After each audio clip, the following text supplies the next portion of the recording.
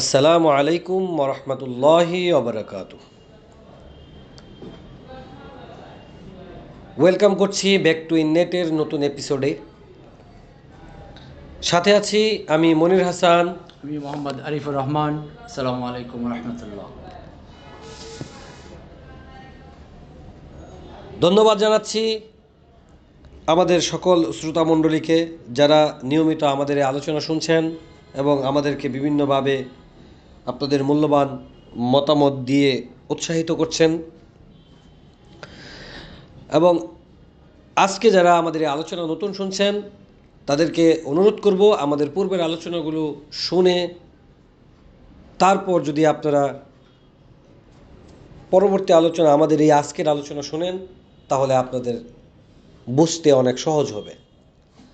আর যারা আমাদের এই আলোচনা প্রথম থেকেই শুনছেন তাদের জন্য আমাদের অনুরোধ হচ্ছে আপনারা আমাদের এই আলোচনা শেষ পর্যন্ত শুনবেন এবং শুনে দরকার হলে রিপিট করে শুনবেন, পুনরায় পুনরায় শুনে আপনারা আপনাদের মূল্যবান মতামত আমাদেরকে জানাবেন। সম্মানিত শ্রোতা মণ্ডলী, আপনারা জেনে থাকবেন, আমাদের যারা পুরনো শ্রোতা তারা সকলেই জানেন যে আমরা পয়লা রমজান থেকে আপনাদের সাথে শুরু করেছি। আমাদের এই যাত্রা পয়লা রমজান থেকে শুরু হয়েছে এবং শুরুতেই আমরা আলোচনা করেছি কিতাব এবং ঈমান নিয়ে। ঈমান নিয়ে আমরা বেশ কিছু আলোচনা আপনাদের কাছে ইতিমধ্যে করেছি এবং সামনে আরও ঈমান নিয়ে আলোচনা করব। আর আজকে আমরা আলোচনা করছি কিতাব নিয়ে। কিতাব নিয়েও আমরা বেশ কিছু আলোচনা এর মধ্যে করেছি। ইতিমধ্যে আপনারা অনেকেই অনেক মতামত দিয়েছেন, অনেকে শুনছেন, আপনাদের উৎসাহ পাচ্ছে, আপনাদের এই আমাদের সাথে সম্পৃক্ত থাকাই আমাদের অনুপ্রেরণার কারণ হয়ে দাঁড়িয়েছে। ইনশাআল্লাহ আমরা আপনাদের সাথে থাকার চেষ্টা করব। তো আজকে বরাবরের মতোই আপনাদের সাথে আলোচনার জন্য উপস্থিত আছেন আমাদের বিজ্ঞ আলোচক আরিফুর রহমান। আজকে আলোচনা করবেন কিতাবের একটি প্রকার নিয়ে, নতুন একটি প্রকারের কিতাব নিয়ে আলোচনা করবেন। আমি প্রকারের নামটা বলে দিব, কিতাবুল মুতাশাবিহাত। সম্মানিত শ্রোতা মণ্ডলী, আমরা আমাদের বিজ্ঞ আলোচকের আলোচনা শুনি, তারপর আবার আমি আপনাদের কাছে ফিরে আসবো। ধন্যবাদ ভাই মনির হাসানকে। যেহেতু আমাদের আজকের সাবজেক্টের সম্পর্কে বলেই ফেলেছেন, আমরা কিতাব ও মুতাশাবিহা নিয়ে আজকে আলোচনা করব। এর আগে আমরা অসংখ্য কিতাব নিয়ে আলোচনা করেছি। পবিত্র কোরআনুল কারিমে কিতাব ও মুতাশাবিহা নিয়ে একটি আয়াত আছে, সেটি হলো সূরা জুমার 23 নম্বর আয়াত, 39 নম্বর সূরার 23 নম্বর আয়াত। আমি এখন তেলাওয়াত করছি। আউযু বিল্লাহি মিনাশ শাইতানির রাজিম, বিসমিল্লাহির রহমানির রহিম। আল্লাহু নাজ্জালা আহসানুল হাদিস, আল্লাহ নাজিল করেন, অবতীর্ণ করেছেন সর্বোত্তম কথা বা বাণী। কিতাবাম মুতাশাবিহান, সামঞ্জস্যপূর্ণ একটি কিতাব। মাসানি, যা বারবার আবৃত করা হয়। তাকশাইরু মিনহু, এতে শিহরিত হয়। জুলুদুল্লাযীনা ইয়াখশাউনা রাব্বাহুম, তাদের চামড়া যারা তাদের প্রভুকে ভয় করে। সুম্মা তালিনু জুলুদুহুম ওয়া কুলুবুহুম, এবং তাদের চামড়া ও অন্তর নরম হয়ে যায়। ইলা যিকরিল্লাহ, আল্লাহর স্মরণে। যালিকা হুদাল্লাহ, সেটি হলো আল্লাহর পথনির্দেশ। ইয়াহদি বিহি মান ইয়াশা, যার মাধ্যমে তিনি পথ দেখান যাকে তিনি ইচ্ছা করেন।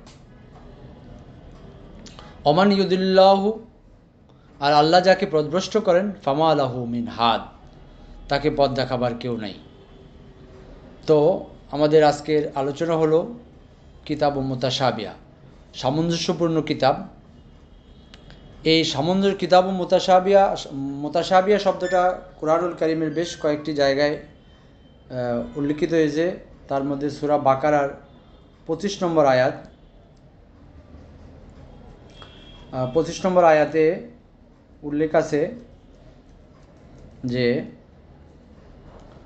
অবাশশিরিল্লাযীনা আমানু ওয়া আমিলুস সালিহাত, সুসংবাদ দাও যারা বিশ্বাস এনেছে এবং ওই অনুযায়ী কাজ করেছে। আন্না লাহুম জান্নাহ, তাদের জন্য রয়েছে বাগান। তাজরি মিন তাহতি আল আনহার, যার বুক চিরে অসংখ্য ঝর্ণাধারা রয়েছে। কুল্লামা রুজিকু মিনহা মিন সামারাত, যখনই তাহাদেরকে তা থেকে কোনো ফল দেওয়া হয় রিজিক হিসাবে, জীবিকা হিসাবে, রিজকান, ক্বালু হাযাল্লাযী রুজিকনা মিন ক্বাবল, এটা তো তারা বলে যে এটা তো আমাদেরকে এর আগেও দেওয়া হয়েছে জীবিকা হিসাবে। উতু বিহি মুতাশাবিহা, তাদেরকে দেওয়া হয়েছিল একই জিনিস, মানে সাদৃশ্যপূর্ণ একই জিনিস দেওয়া হয়েছিল। ফিহা আজওয়াজুম মুতাখারাতুম ওহুম ফিহা খালিদুন। তাহলে এখানে মুতাশাবিহা শব্দটা সাদৃশ্যপূর্ণ একই জিনিস, পরিচিত জিনিসকে বোঝানো হয়েছে। আর এখানে আরও বেশ কয়েকটি আয়াতে মুতাশাবিহা সম্পর্কে আলোচনা আছে। যেমন এক জায়গায় আছে এরকম যে একই রকম ফলের কথা বোঝানো হয়েছে, সেখানে মুতাশাবিহা বলা হয়েছে। যে সূরা 6 নম্বর সূরার 99 নম্বর আয়াতে সাদৃশ্যপূর্ণ ফল, এটাও উল্লেখ করা আছে। আর এখানে আমাদের মূল আলোচনা হলো কিতাব মুতাশাবিহা, এমন একটি কিতাব যা সামঞ্জস্যপূর্ণ। যে সেই সামঞ্জস্যপূর্ণ কিতাব নিয়ে আমার ভাই মনির হাসানের যদি কোনো প্রশ্ন থাকে তাহলে আপনারা করতে পারেন বা বলতে পারেন আমাদের। ধন্যবাদ আরিফুর রহমান। আসলে আমরা আলোচনা দীর্ঘায়িত করি না। আমরা আপনাদেরকে এর আগেও বলেছি যে আমাদের আলোচনা কখনোই শ্রুতিমধুর নাও হতে পারে, কিন্তু তথ্য নির্ভর হচ্ছে কিনা আপনারা একটু বিবেচনা করবেন। আমরা এখানে সাদৃশ্যপূর্ণ কিতাব বলতে বুঝিয়েছি যে আহসানুল হাদিস, যে আল্লাহ তাআলার যে উত্তম কথা, যে আল্লাহ তাআলা নাজিল করলেন উত্তম কথা, যে কথা শুনলে একজন মানুষের হৃদয় বিগলিত হয়ে আল্লাহর স্মরণে ঝুঁকে পড়ে প্রশান্তি লাভ করে, তার গায়ের লোম খাড়া হয়ে যায়। এত সুন্দর কথা, যে কথা শোনার সাথে সাথে একটা মুমিনের অন্তর বিগলিত হয়ে যাবে, আল্লাহর স্মরণে ঝুঁকে পড়বে, আমার সৃষ্টিকর্তার দিকে তার মন ধাবিত হয়ে যাবে। কিন্তু এটা হচ্ছে আহসানুল হাদিস। সেই কথা বলছেন যে এই সিমিলার কথা বলা হয়েছে কিতাবুল মুতাশাবিহাতে। সেই কিতাবুল মুতাশাবিহাত আমরা খুঁজব। আমার প্রশ্ন হচ্ছে এই কিতাবুল মুতাশাবিহাত, এই কিতাবের মধ্যে আহসানুল হাদিসের মতোই কিছু কথা আমাদের জন্য আল্লাহ নাজিল করেছেন। সেই নাজিলকৃত বাণীগুলো কি এই কিতাবের মধ্যেই আছে, নাকি এর জন্য আলাদা কোনো কিতাবুল মুতাশাবিহা আছে? আমার প্রশ্ন হচ্ছে, এই যে আমরা কোরআন পড়ছি, এই কোরআনকে আমরা যেভাবে মেনে নিলাম, এই কোরআনটা আমার যেটা হচ্ছে রিয়েলাইজেশন, আমরা যেটা বুঝেছি, আপনারা যারা কোরআন গবেষণা করেন তারা হয়তো আমার সাথে একমত হবেন, এই কোরআন হচ্ছে কমপ্লিট বুক। এই কিতাবে আছে যুদ্ধ কিভাবে করতে হয়, ব্যবসা কিভাবে করতে হয়, হত্যার বদলে হত্যা কিভাবে করতে হয়, সব ধরনের কথা বলা আছে এখানে। এবং ধ্বংসের কথা বলা আছে, মেয়ে মানুষের হায়েজ নেফাজজনিত কথা এই কেতাবের মধ্যে বলা আছে। তা আহসানুল হাদিস বলতে যেটা বলা হয়েছে, সেখানে তো শুধু উত্তম কথা থাকবে, যে কথা শুনলে মুমিনের অন্তর বিগলিত হয়ে আল্লাহ স্মরণে ঝুঁকে পড়বে। সেই কথাগুলা এই কিতাবের কোন পার্টে পার্টে বলা আছে সেটা কি আমরা আলাদা করে দেখেছি কখনো? নাকি এই কিতাব শুধু আমাদেরকে এই মেসেজটা দিচ্ছে যে আমি আহসানুল হাদিসের মতো সাদৃশ্যপূর্ণ একটা কিতাবও নাজিল করেছি? সেই কিতাবটা কোথায়? এখানে থাকলেও আমাকে একটু জানাবেন। আর যদি আপনারা মনে করেন আমার মতো যে না, এটার মতো হয়তো বা একটা আলাদা কিতাব থাকতে পারে, আমার মূল আলোচনা হচ্ছে এরকমই। তো সম্মানিত শ্রোতামণ্ডলী, আপনাদেরকে বলছি, আমাদের এই আলোচনা আমরা এত অল্প সময় নিয়ে আপনাদের সামনে উপস্থাপন করি। হয়তো বা আপনাদের জন্য এটা খুব বেশি শ্রুতিমধুর নাও হতে পারে, কিন্তু আমরা বারবারই বলছি আমাদের এই আলোচনা আপনারা একটু মনোযোগ সহকারে শুনলে আপনাদের জন্য উপকার হবে, এবং আমরাও নিজেদেরকে ধন্য মনে করব। এবং আমরা যদি আপনাদের থেকে মূল্যবান মতামত পাই, আমরা বলেছি যে আমাদের এই ব্যাক টু ইন নেট হচ্ছে একটা মুক্ত মঞ্চ। আপনারা চাইলেই যে কোনো ধরনের প্রশ্ন এখানে রাখতে পারবেন।